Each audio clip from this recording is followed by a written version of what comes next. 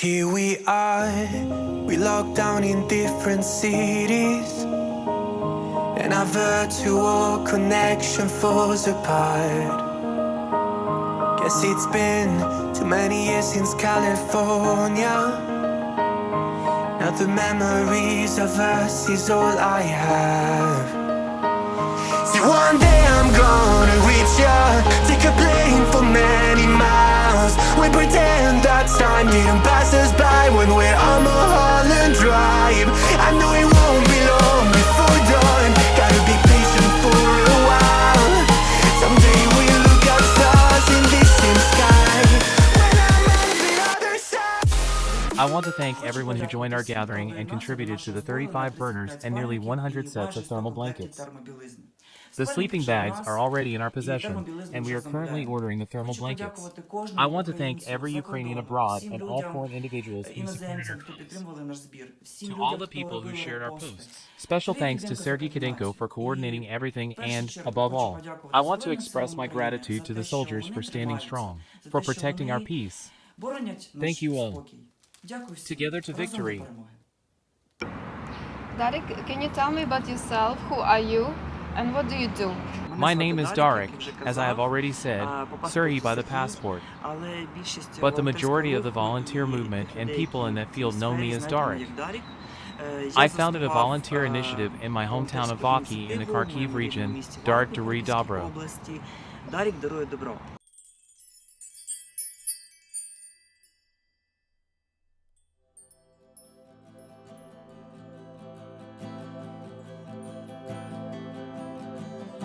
What do? We help the military with various ammunition, and we also help civilians. We help with the most necessary things that they need now during this war. How does this war impact you?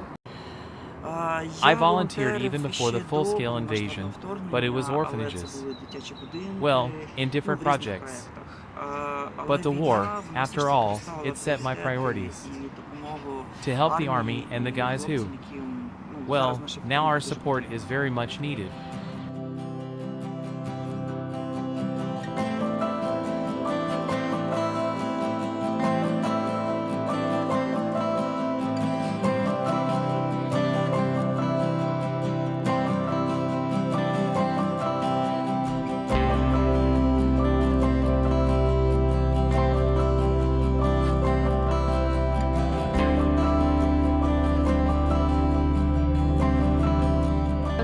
About the first morning when the war started, what happened to you? The first morning, it was 6 in the morning. I woke up to the sound of fighter jets and I wrote to my employer that I will not go to work. And she did not know the news. She just reads and says, "What do you mean you won't go to work?" I write, "Well, you read the news." And she writes, "What? What happened?"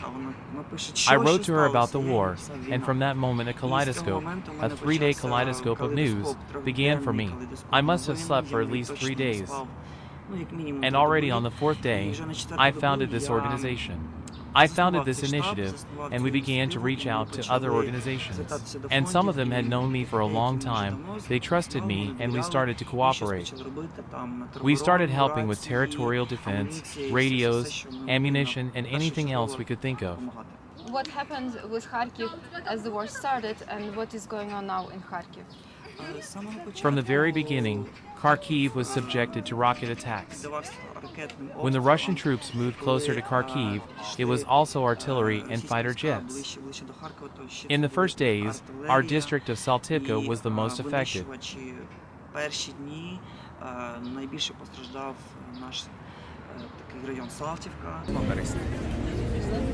Ми доволі довго не могли виїхати через взагалі те, що там коїлося по самій Салтівці.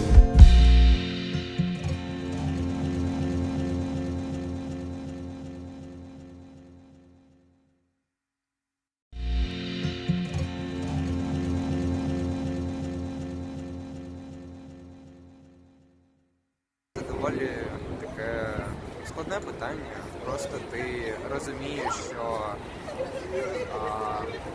життя все одно продовжується і в тебе має бути якась мотивація далі жити. Я пообіцяв собі тоді, що якщо я все це переживу, в мене буде те життя, яке я хочу, я буду жити так, як хочу, буду розвиватись, і це дуже допомогло в цьому. Hundreds of thousands of people who were evacuating, queues at the railway station, on the road.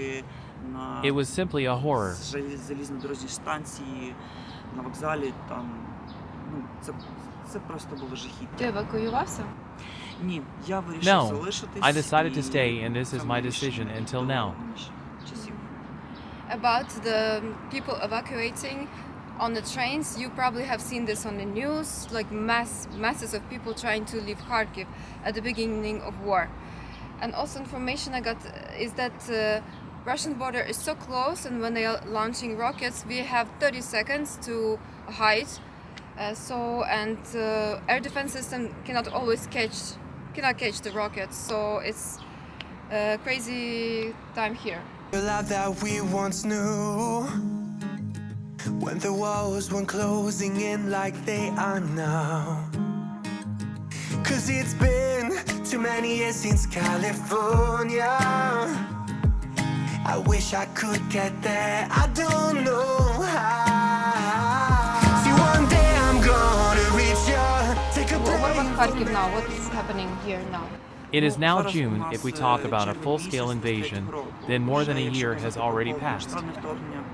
If we talk about the first invasion, it was in the 2014. It is now the 9th year of the war. Now people are returning to Kharkiv. More than half returned, but for business it is difficult to return. Nevertheless, 1 million of people is missing. Kharkiv is coming to life, but the economy of Kharkiv has not stabilized yet.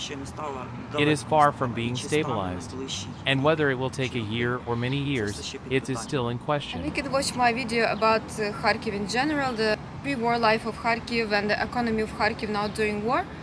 You can find it in the description below. And here's an example of a snack food, kabanose. It's little like sausages. He has direct contact with the owner of this company, and he's given these products on $1,000 or $2,000 per month. He's given these products to give to soldiers, so they can eat them at the front lines, because it's difficult to keep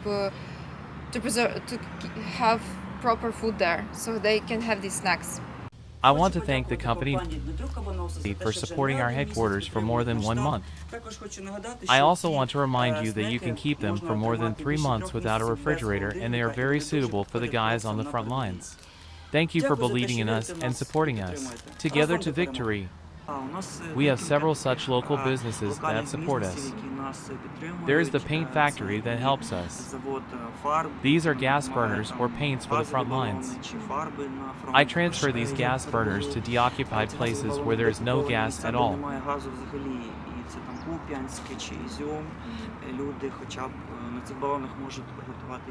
Because our soldiers are protecting our country and our lives and our city, we want them to be in the best they can be. Thank you for watching. Thank you for this interview. Дякую за інтерв'ю. So you can donate to the links below, the organization below, and all the information, all the money that he receives, he reports on the money that he spends, and you can see where your money went. Thank you for watching this video. Please follow the link below to find out more about this organization and to donate. Слава Україні! Героям слава!